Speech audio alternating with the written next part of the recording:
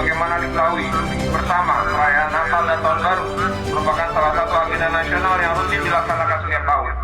Momentum Nataru dimanfaatkan masyarakat untuk beribadah, serta berkumpul dan berlibur bersama keluarga untuk mencegah kelompok teror melancarkan aksinya, serta lakukan penjagaan ketat pada pusat keramaian maupun tempat ibadah agar dapat memastikan tidak ada letupan sekecil apapun dalam pelaksanaan ibadah Natal maupun malam pergantian tahun.